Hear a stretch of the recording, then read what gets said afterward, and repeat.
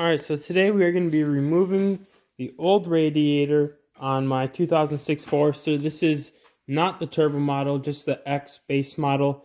The turbo model radiator is slightly different, but almost the exact same. So if you have one of those, this will pretty much be the exact same walkthrough. But we're going to be removing this and then putting in a new one, a complete removal and replacement. And the reason we're removing this radiator today is it is cracked up here.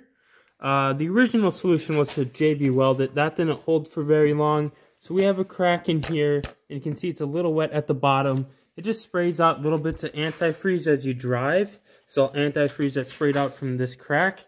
And so we're losing antifreeze all the time. We've got a cracked radiator. Not a good thing to have. So today we're going to be replacing it. So the first step is going to be, we're going to pull this hose out.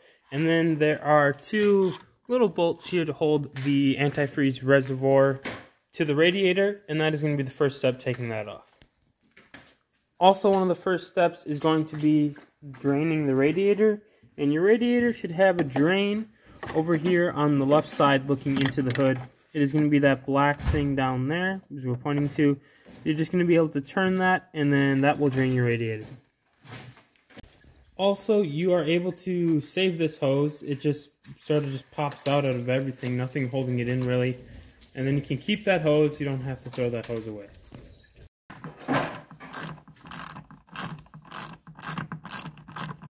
Alright, the two bolts are out. This whole thing will just pull straight out. And then we got a little bit of liquid left, so we'll have to drain that out. And then there's a hole. This fits in that hole down there when you go to put it back. So besides the two bolts that hold the reservoir into place, there are three bolts on the top that hold the fan that sits behind your radiator into place. There's one, there's another one right on the other side of it, and then one further down by the radiator cap. Also, we're going to have to disconnect the hoses that are attached to the radiator. The main one's going to be up here. So here's the hose disconnected. It's just a clamp holding it on, then it wiggles off. And then also there's this hose coming from here. It was clamped onto here. That's very easy. You just snap it out of there and then it's loose. So as you look into the hood on the right side, on the bottom of the radiator, so we're underneath the car right now, we have this hose that is attached to the bottom corner of the radiator. We also have some electronics up here plugged into it. We're going to need to detach these things before we pull the radiator out. We unhooked the hose down below, and there's a lot of antifreeze that's going to come out of that since it comes from the engine. So while we're letting that finish draining, we're going to go ahead and take the two bolts, one there and then one here off, and that's just the main two on top that actually hold the radiator into the front of the car. Alright, so here back down on the bottom we have the pipe, or this hose, detached. It's finishing draining out. And then the electronics that was back here, let me get a better lighting a little bit, that is also unplugged. Very simple, just a little clip you gotta push down on here, and then that comes out very easy as well. Alright, now we are able to take the fan assembly out right away to get that out of the way. The only other thing we needed to do was, there are two hoses down here, one at the tip of my finger, and then there are two of them. There's another one that runs alongside it. You can see there. There was a clip in the fan that those were in. I can show you once we get it out. And all you have to do is just unclip them from this little spot here. They're just sitting inside of here. And then once those are out, the fan assembly's out of the way. Now we can go take a look at the last things we need to disconnect. And you can see there the hoses that attach into the bottom. And then once those are out, I think we should be all done unhooking stuff from the radiator. Alright, so we were able to disconnect our first hose. It was over here. And then we have it leaning up over here. Alright, so that's hose number one, disconnected from there. We're working on this one. We got the clamp and we push it back over here so it's just completely out of our way. And now we're trying to just pull this off. It's going to be pretty tough, pretty tricky, especially around the clamp here. It's like almost glued on to this metal piece. So we're just trying to go around with this little screwdriver and loosen it up a little bit to try to get that loose.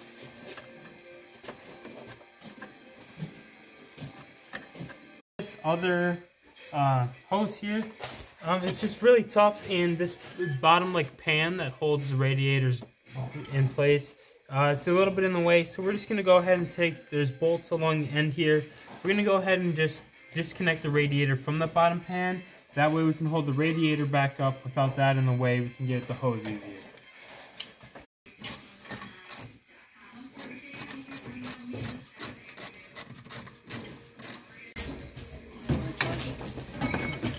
And then here's the pan. Our 1, 2, 3 bolts disconnected, completely out of the way. Now we have easy access to our troublesome hose here.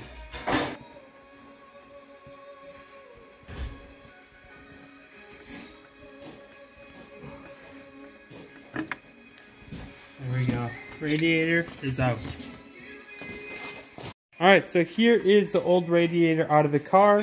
It's important to note which direction these were facing down at the bottom. Those were the last hoses we removed. We're going to want to make it look the same over here. This radiator came with just these stock things on them, but it also came with this for us to put back in. So we're going to have to use a wrench to take these off carefully, and then carefully install these facing in the right direction.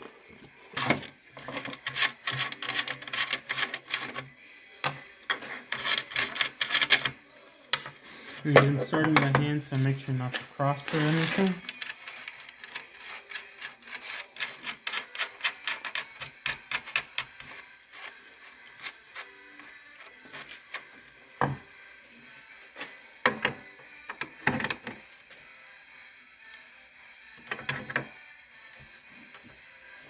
Loosen that up, make sure it's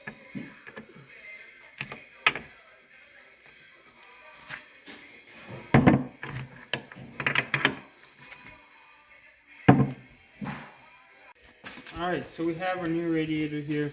First thing, we're going to put these bottom hoses back into place. And there's that one, and then we'll get the clamp, and then we have another one.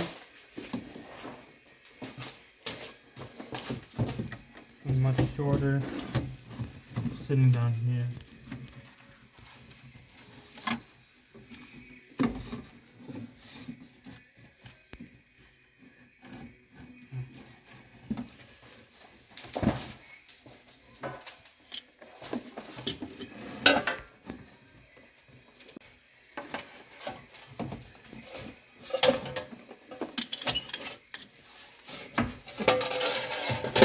Slide the pan underneath here. Alright, so we got the clamps back over on all the hoses. Much easier to put on than to take off. And now we got the bolts started here, putting the pan back into place. And then I'm just going to go ahead and tighten those so the pan's back attached to the radiator. Alright, so when reinstalling, make sure to look under the car. There are, let's see, there's a peg right there. That's for sticking out of the bottom of the radiator, and it needs to go in a hole in this location where you see it sticking out here. There's a spot for that to drop in. Then also on the other side, which is a little harder to see. And just make sure you drop those in. It looks like we're all lined up and good. So we're all set here. Make sure those get dropped back into the correct spot. Also down here we have we pulled this big hose out, this one, and I pushed that back into place, and now we're going to have to put the clamp back over the correct spot, and then that will be all good. Also make sure to plug in your electronics again. Right here. Alright, so now we're going to drop the fan back in. Right behind the radiator. There are going to be some hoses to clip into place, like the one right over here. We have the two that were down there, and then we also have some electronics to clip into place. I'll show you where those are once we get to them. Alright, the two hoses that were down here, you can see the two. You can just reach down with your hand and then shove them into their clip. You can see the edge of it there. Alright, back under the car. Here's our electronics. Oh, light. Here is this. It's just going to plug right up into that hole you see up there. Alright, so now we are going to go ahead and tighten the bolts that attach the fan to the radiator. It's not really important which step you do this in, but we're just going to go ahead and do it now. Alright, so next we're going to go ahead and attach the reservoir. Remember, we got our little thing sticking out. That's going to go ahead and drop in the little hole down there.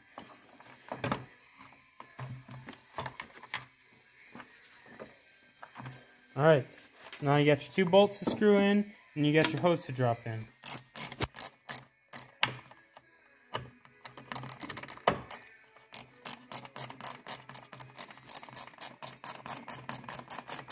Alright, after we got these 2 tightened, we're going to go ahead and sort of slide our hose through all the spots here. And that's going to go ahead and drop into the engine coolant reservoir.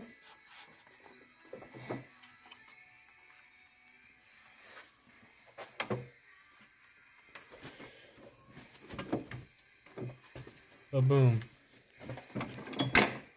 And we're also going to have to reattach these, which is like the main thing holding the radiator in place. Very important. This is going to be the 2 on the top.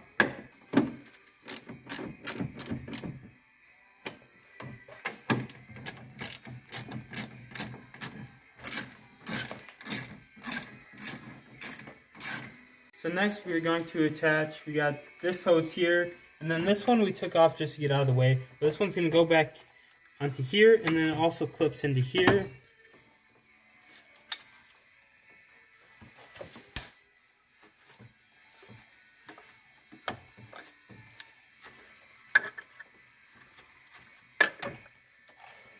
The clip on this new radiator turns.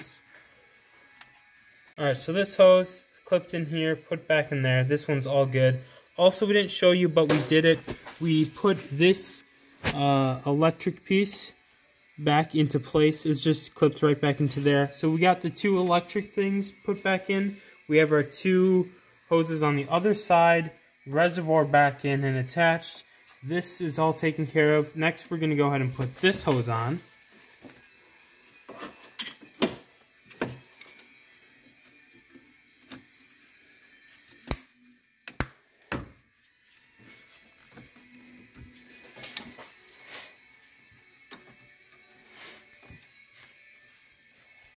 Alright, so we are now all complete. The radiator is now completely put back together. Everything we detached has now been reattached. We have everything connected, all our electronics, all our hoses. And now we are ready to fill up our new radiator since we drained everything to start. But you want to be careful filling it up. You don't want to get any coolant on the floor or any more coolant on the floor. And so we're going to start. We're going to pour a little bit in here just because everything's completely empty right now. So we can put a little bit in there. Put our radiator cap back on. Hopefully that fits on this radiator too. And then also we have fill up our coolant reservoir, and then we'll let it run for a little bit, and then we'll come back and make sure that nothing is broken, not working, and everything is working as normal.